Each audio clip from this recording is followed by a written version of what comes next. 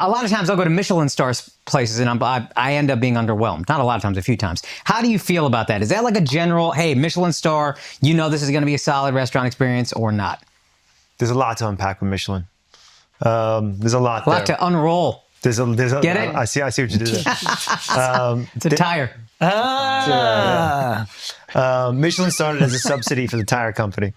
Now it's no longer. So now it's a business. So I think you got to take that with a grain of salt. They're in their own business of selling books.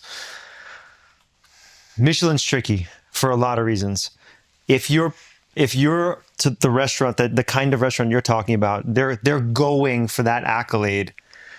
There's this sort of assumption that you have to do it in a really tight way, a really, library style, hush environment, very sort of the chef is right. He wants you to eat this from the left to the right sort of environment because they're coveting these stars. Yeah. I don't know if that's a good business model. We are the opposite, right? Yes. I think that chefs, well-trained, high-level chefs fall in one of two categories, and we're firmly on one side than the other. There's two categories. Not that there's anything wrong with the two categories, but there's two firm categories. One category is the chef that spends all their training, all their work, their life's journey to make something that you've never had before. Mm-hmm. That's a very dangerous proposition. Yeah. But if you have whatever this thing is and you don't like it, the chef can at least fall back on the ego and say, you don't get it. You didn't get what I was going for. This is the pretentiousness. Yeah, and that you didn't get it. Infuriates me because it's like, no, I get what tastes good and what doesn't, dude. I get it. And I preach to my team and my chefs, we're on the other side of that. We are equally dangerous. We are trying to make for you the thing that you've had thousands of times before. Mm-hmm. Mm-hmm. And I want to make one of the best ones you've ever had. But you know exactly what it's like. So I can't be like, oh, he didn't get that meatball. You're competing with their grandma. You know what a meatball is, right? Yeah. You may not know what that chef was trying to go for, but like if you didn't like it, it's probably not good. Yeah. And you don't have that fallback. But if I win, I've got a customer for life. I've got someone who's coming multiple times a week. If that chef wins, you may go once a year. You may actually never go back again, even if it's great. I never go back to those places, even if it's the really abstract ones. It's a fun, cool experience. But it's like I recently went to places called, it's a Chicago chef. He had throat cancer or something like that. Alinea just did a pop-up in Brooklyn. Yeah. And my wife and I went, and the food was great, and we got into a nice argument, which was uncomfortable for all the other people during our seating. That's fun, though. That's love. That's a communal that's table. Real. Oh, Y'all no, honest. no. Not only at a communal table, you change tables like 4 or 5 times. So they had to deal with that fight 4 or 5 times. And it was new people sitting next to us every different time. So you would get a little piece of this. No! Not letting this go. You think just because you put the dessert all over the table, I'm going to let the fucking fight go? For the record, everyone in the restaurant loves that. Okay? Going to dinner with my wife, seeing a couple arguing, I'm like, yes! Oh, it's theater.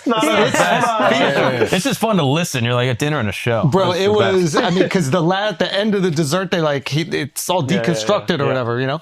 And they're like... And that's 3 Michelin star. I mean, that's the highest award. At one point, he was the highest rated American restaurant we had. I literally pay you to construct the food.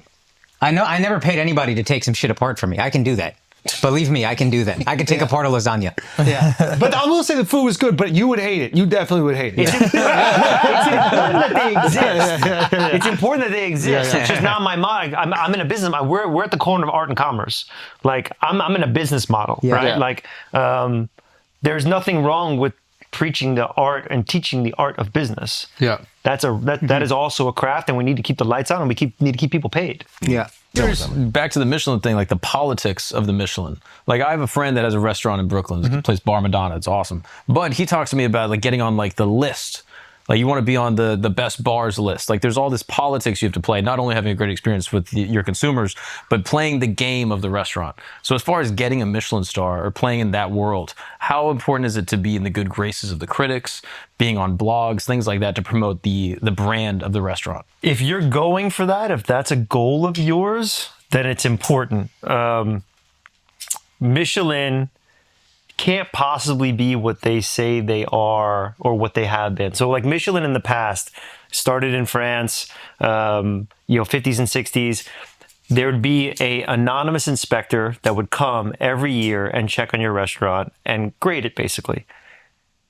For that to still happen today in the number of restaurants and numbers of cities that Michelin is in is virtually impossible, right? There's no way they're checking on these restaurants. So it's my belief that it's simply an aggregate. They're just aggregating where they need to sell books and what the reviews of the rest of the world are of these places and figuring out who to give stars to. I think there's a handful of people that are actually going to some of these restaurants, like the top couple brass of Michelin are going to the important ones, but there's no way they're going to all of them. So it's really just some sort of aggregate system they're using to give out these stars. It's no longer like the movie Ratatouille kind of like projects this. Like that's a Michelin inspector basically, right? At least at the New York Times, which is for me the most important review in New York, right? The New York Times critic says, you know who it is. It's a single person's opinion, whether you like it or not. It's a real person. It's not some sort of computer generated aggregate. And take this for a grain of salt. We only have one Michelin star. They took a couple away from me a couple years ago. It is what it is. But like, I could easily be seen as someone who's just kind of grumpy about it. But I just think as a system, and it's not something that we necessarily covet, but as a system, I just don't think they're being honest with who they are as a criteria. So you're saying there's other motives here at play. There's a financial motive. They used to be a subsidy of this tire company, right? And the whole idea was that they created this map of restaurants so that you in your car on your Michelin tires would drive from restaurant to restaurant, and it was a fun way to promote it. It became really big, and then it spawned into its own business. So you have to look at it and say, this is its own business. It has to make its own dollars.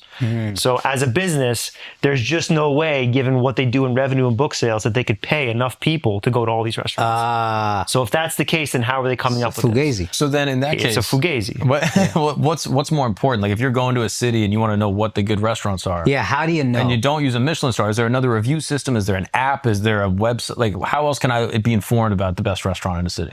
I mean, social media is gonna tell you. I mean, if you punch in best restaurant, pick your city, you're gonna get 10 at least. But it's a paid for. Infatuation. Have you heard of that one? Yeah, Infatuation. I mean, they don't speak kindly of me in Miami, but they do in New York. Two totally different groups of people in the same publication, but they're definitely going to pop up. You're going to get CNN Traveler. You're going to get all these things that are going to pop up. But the biggest thing that's changed in the restaurant business is that the power of these critics has been basically completely taken away and put in the customer's hands. Yeah. Everyone has it now. Yeah. Everyone's an editor-in-chief of their own thing, right? No matter how big their Facebook is or their Instagram page, they're going to tell you all about their meal. And if you follow them, you're going to go that they're the critic. Before we get too far away, two things. Do you think a Michelin star can be bought? I think you gotta play the game a little bit. If that's something you're going after, if that's a really important metric for your restaurant and for success and for getting people in there, then you have to play a game to a certain degree. And that buying it could manifest itself in the things you buy for the restaurant, all of the extra money you spend towards the things that you think you need to get that star.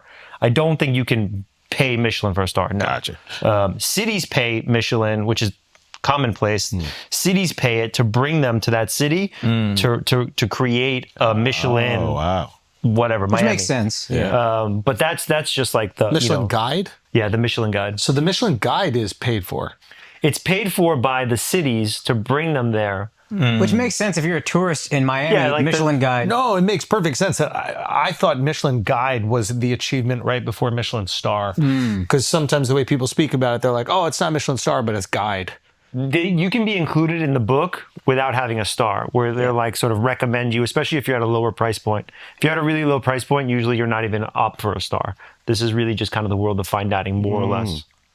And then the second question, because you said now the power's in the customer's hand. Yeah. But I feel like restaurants are just paying influencers, hey, here's some money, come here, eat for free, do a review on us. So it's like, I don't trust a lot of the TikTok because they'll do it on the same restaurants over and over. And I'm like, so I'm a little suspect about this. That's a great point. That is marketing these days. Yeah. I mean, it's not that much different than paying some agency to tell you how great this restaurant is. Bro, it's more effective. Yeah, so then how do we find guess he the just said he real didn't good trust it. restaurant? No, I understand what you're saying. Like, but like when Kendall Jenner wears a bag, all of a sudden all these girls want to wear the bag. When they eat at this restaurant, all of a sudden all these girls want to go check it out. So to Alex's point, if some of them are being paid to go to restaurants, how can we trust them as an influencer? Because the whole game is to assume that they really truly are inspired by this restaurant and they love the cuisine. I mean, they're selling. If you're a big influencer, you're selling all sorts of products, right? I mean, like, Oh, they're getting, huge amounts of money. and they're getting money to even go to restaurants. I mean, we don't pay anyone to go to restaurants, but I'm sure that that's a business, right? That's got to be a line item in advertising somewhere. That in this local town, so and so is a huge influencer. Yeah. They're definitely going to move the needle. They're definitely going to move the needle. I thought you guys were making great headlines the opposite way. So instead of who comes to the restaurant, it was who gets kicked out of or gets rejected.